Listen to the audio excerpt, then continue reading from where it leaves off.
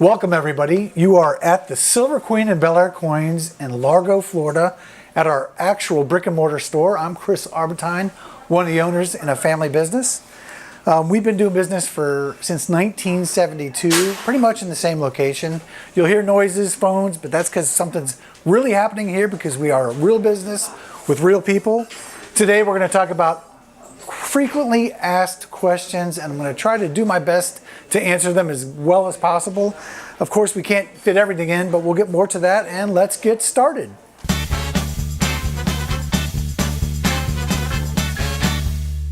I'm asked all the time, are gold and silver high in price right now? And I'm telling you right now, this is 2018, so basically let me give you the recent history on the metals market. Gold and silver made a run up in 2011 and 12, capping out at gold somewhere near 1800, silver somewhere near the $50 mark. But let me tell you something, August of 2013, which in this business, or at least I refer to it as the bloodbath of 2013, gold and silver went from their precipice instantaneously down within 6 weeks, 30% or more. I'm telling you, every day that my brother and I woke up, we looked around and we said, I think we're 5% poorer today just for waking up today. Basically, we decided to sell when gold was somewhere in the $1,500 range and silver was probably $24. So we blew out then, but let me tell you, we were glad we did because by the end of it, silver was down to 15 something an ounce and gold was down to somewhere near the 1100 mark. Since August of 2013, the top and bottoms, what we're going to be talking about the metal is the top of gold has been 1300 and the bottom of gold has been 1100. What that means is when gold hits 1300, there's resistance and it comes back down. So every time gold kind of peaks above 1300, something's pushing it back down. Conversely, when it gets down to around 1100 and dips below 1100, there's something that seems to push it back up.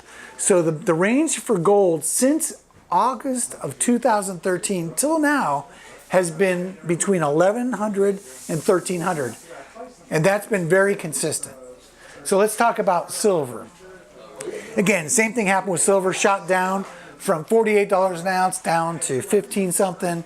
Since August of 2013, the bottom of silver has been roughly $16. The top has been 20. Again, like I said, when silver gets to 20 or a little bit above, something pushes it back down.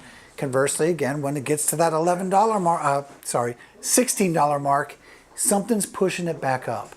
So I'm not exactly sure how to answer the questions, but what I tell people is since August of 2013, gold and silver have had those two variables and have been very consistent. So for gold, between 11 and 1300, silver between $16 an ounce and $20 an ounce.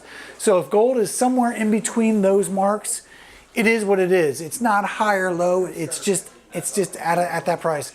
If you see gold or silver shoot below those marks, then it's low. If you see it shoot above those marks, then it's high. But right now, since August of 2013, I've been buying all kinds of deals. It seems to be fairly stable. And again, seems to be where it's at. I do want to mention that this is all practical information from the trenches of dealing here. This is not meant to be investment advice. This is all observations that I have noticed working every day in this business since August of 2013. Thanks for tuning in. It's been a lot of information I gave you. Let's try to make this more active in the future. I'd really like to hear some of your questions, emails, concerns. Send me anything because you never know. One of those might end up being another YouTube video for us. Again, of course, I always tell people, yes, we want to buy your items. That's what we're here for. But we will provide information and try to get to a price free of charge. If you are going to try to find out what something's worth, please feel free to email, text, or call me directly.